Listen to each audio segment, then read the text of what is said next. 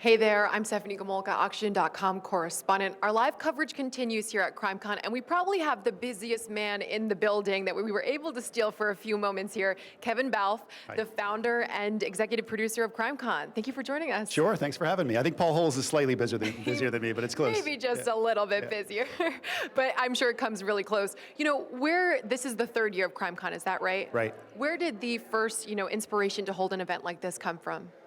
Inspiration, wow. I have to get my mind out of like rope and stanchion and banquet orders and into back to inspiration. So 3 years ago, I just started a company with my brother, and we were looking at live events as something that I was interested in and wanted to do, and I've been a true crime fan my whole life. At that time, podcasts were sort of just becoming the thing. We were coming off Serial. Netflix had gotten in with Making a Murder. HBO had done The Jinx. All these great new true crime properties were sort of coming out, and we sort of looked at it as the next wave of this genre that's been around so long. And we thought, how is there not a Comic-Con for this? How is there not a gathering where everyone who enjoys this content and wants to learn and meet these folks, why don't we put something together to bring them all together? And so that's what we did. A common denominator of people coming into the booth, they say it feels like it's just growing each year. What has the response been like from your perspective? Yeah, it's been fun. The first year was like, will anybody show up to this? Will any hotel take a chance on us? Hotels don't love to give their rooms to an event and then have nobody stay there. So we've been very cautious, and trying to grow it smartly in the right way. And Oxygen's been an amazing partner in that, helping us grow and expand. And you look at the Oxygen presence this year; it's so much bigger and better than the last 2 years to sort of mirror what we've done. It's been challenging to not just say, let's go to a convention center and have 50,000 people. Let's grow it small and smart and kind of grow it the right way. And I think from what you're seeing, you're talking to more people than I am, but they seem happy. Yeah. And a common theme is that justice, victim advocacy really feels at the forefront with some of the speakers, the panels that are here, which, a lot of people find shocking, but I don't think it is when you're looking at, the lineups that you guys have. Yeah. Was that something that you guys, were thinking about, or it kind of just happened naturally with the community? Yeah, no, I mean, we spent a lot of time talking about, you put an event like this together, like in any genre, I think, whether it could be a political event, it could be a true crime event. It's a big tent, and there's a lot of fans who represent all different parts of that tent. For us with true crime, we really, again, coming off of what we felt like were these prestige properties. We knew Oxygen was coming in and going to create a whole bunch of new great content. I mentioned Netflix, I mentioned HBO, Showtime, Hulu, all of them. And then the podcaster side, we wanted to make sure that what we were programming and representing here at the con every year was reflective of those properties, which is to say that I think if you walk around and look at our programming, you don't see sensationalistic sessions, right? There's no glorification. This is all education, advocacy. Certainly we've got some sugar to make the medicine go down, right? I think it's fun to watch the cast of Dateline. It's fun to see Paul, although he certainly has the credentials of an investigator. And my job as a curator and a programmer is to do the best I can to create a diversified program the whole weekend. So, every hour you can make your way through and no two people have to have the same experience. Yeah, let's talk about that because, we've been at the live booth all day, which is already an experience for people that are walking through here, but there's panels, there's Podcast Row, there's exhibits, there's also the city that we're in. We're in New Orleans this year. Last year was Nashville. Can you kind of just describe what a typical day could look like for an attendee? Yeah, and next year's Orlando. We have to get a plug Orlando. in. Okay, so next year, 2020, CrimeCon Orlando. I'm excited. I mean, Disney and true crime, which can't make a better match. Yeah, there's balance. Yes, exactly. Have you ever done a cruise? No, I have not. Okay, so when you do a cruise, they slide a thing under your door in the morning, and it gives you like everything you can do that day. Okay. So it'll say 4 o'clock. There's bingo on the deck, and there's this, And so I felt like what happens on a cruise from a scheduling standpoint is really interesting in that no two people have to have the same cruise. You pick what you like and weave your way through. I think here, right now, literally 10 feet away, the Delphi families from the Indiana case are on stage talking about new information that's been released. They're with the Indiana State Police in there, trying to get amplification so that their case doesn't go cold. Upstairs, the Innocence Project is on stage right now talking about 2 people who were freed. In here, Chris Darden, right behind us, is talking about 25 years after OJ.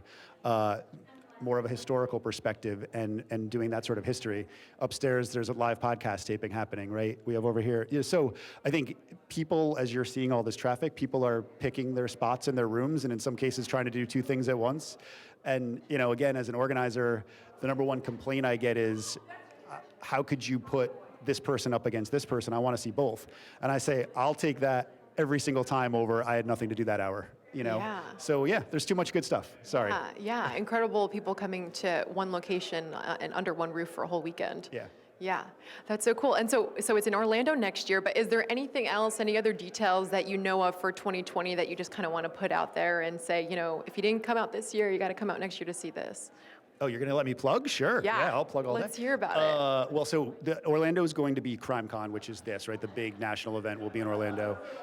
We have a really cool concept, I think, that we're doing in October this year in Seattle. Okay. It's called CrowdSolve, and the premise is to take one case, rather than this, which is sort of right every hour we're changing out. This is one case, full weekend. So the case we've chosen is a woman named Nancy Moyer. She went missing 10 years ago. There's a lot of incredible leads, a huge case file.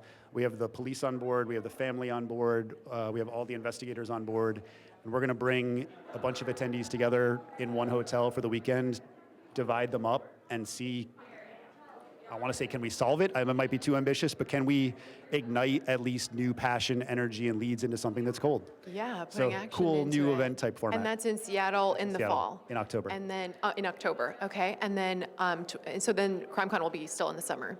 In May next year, In May 1st to 3rd, yeah. Oh, in wow. Okay, Orlando. cool. Yeah, Very cool. Yeah. So I want to ask you, because you helped put in this schedule together, and you have those people that are, they're caught between the two. They want to go to different places, which is understandable. Was there, I know you can't pick just one, but was there something that you were like, I got to step out, I just want to really check this out? Yeah, well, I know. I try know to peek it's into so everything. hard to, I know, like to pick one. I know. I was really interested in Paul because and I haven't even seen it yet. I peeked in for 1 minute, but they built a whole murder scene set, right, where Paul used that set to not just talk about the investigation of a crime, but to show it, which I think is very different.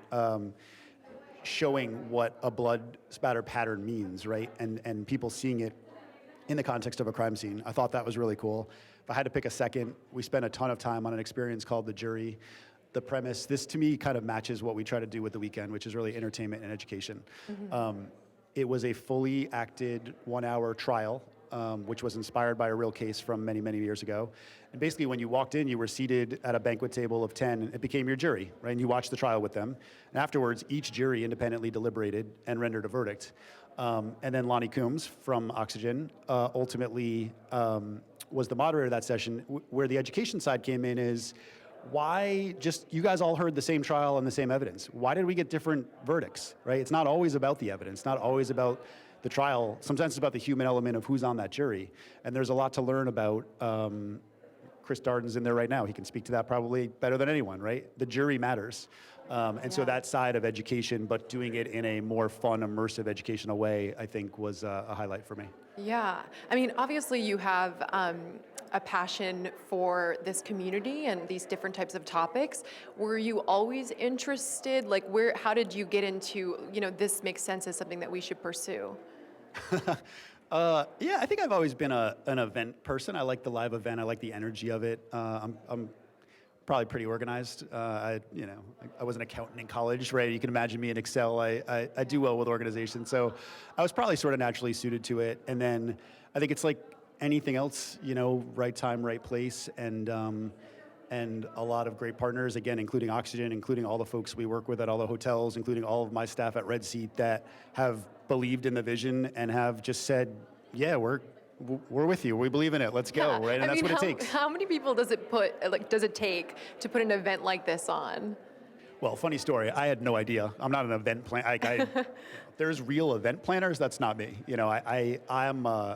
I'm an idea person, and we should do this. It seems neat, but I don't know how to do it. So year one, I thought it was, me and my brother and a few other people, like, let's And go. that's all And it we'll put takes, yeah.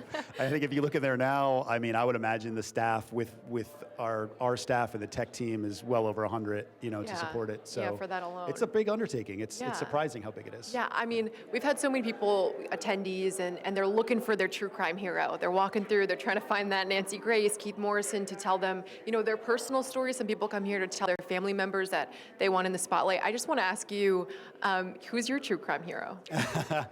Well, I grew up on Dateline, and should I really admit this? I guess I should. I think you should. My brother and I were actually huge fans of Keith Morrison Yeah.